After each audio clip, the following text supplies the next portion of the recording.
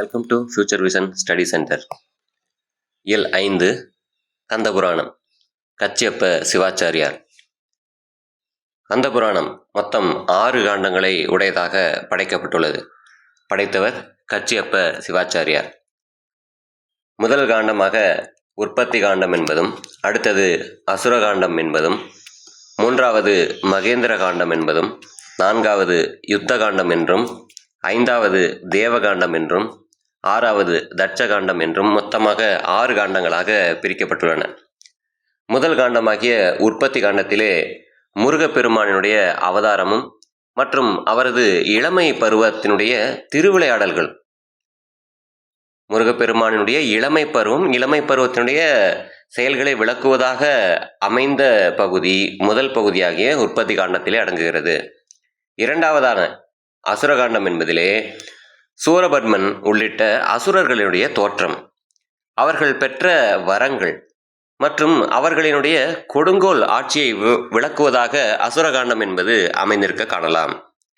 மூன்றாவதாவது மகேந்திர காண்டம் என்பது அசுரர்களின் தலைநகரான மகேந்திரபுரியின் சிறப்புகளையும், தேவர்களின் மற்றும் அசுரர்களால் சிறைப்பிடிக்கப்பட்டதையும் விவரிக்கக்கூடியதாக மகேந்திர காண்டம் என்பது அமைகிறது.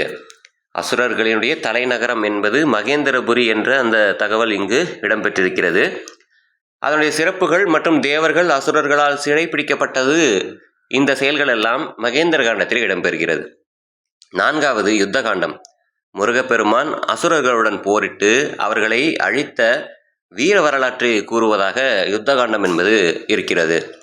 இதுவே நூலினுடைய மிகப்பெரிய பகுதி என்றால் மிக அதிகமான பாடல்களை கொண்ட பகுதி என்பது இந்த யுத்த காண்டம் என்பது குறிப்பு. அடுத்தது தேவகாண்டம். அசுர வதத்திற்கு பிறகு தேவர்கள் சிறை மீட்கப்பட்டதையும், இந்திரன் மகளான தெய்வ யானையை முருகன் மனம் புரிந்ததையும் கூறுவதாக தேவகாண்டம் என்பது அமைந்திருக்கிறது. ஆறாவது தட்சகாண்டம் என்பது தட்சன் செய்த யாகம், உமாதேவியின் அவதாரம் மற்றும் வள்ளி திருமண நிகழ்வுகளை கூறுவதாக இந்த தட்சகாண்டம் என்பது அமைந்திருக்கிறது. ஆக கந்தபுராணம் மொத்தம் 6 காண்டங்களை உடையதாக இருக்கிறது என்பது குறிப்பு. இதனுடைய காலம் வரலாற்று ஆசிரியருடைய அடிப்படையில் பெரும்பாலோர் 14ஆம் நூற்றாண்டு என்று ஏற்றுக்கொள்கின்றனர். வடமொழியில் உள்ள ஸ்கந்த மகா புராணத்தினுடைய ஒரு பகுதியான சிவரகசிய காண்டத்தின் நூல் பகுதியினுடைய மொழிபெயர்ப்பாகவே இந்த கந்தபுராணம் என்பது பார்க்கப்படுகிறது. பாடல்கள் 10,345 விருத்தப்பாக்களை கொண்டதாகவும் இதனுடைய உட்பிரிவுகளாக படலம் என்பதும் இருக்க காணலாம். கடந்த நியமன தேர்விலே கேட்கப்பட்ட வினா, கந்தபுராணத்தினுடைய முதற் பகுதி எது என்பது. சரியான பதில் உற்பத்தி காண்டம். நன்றி.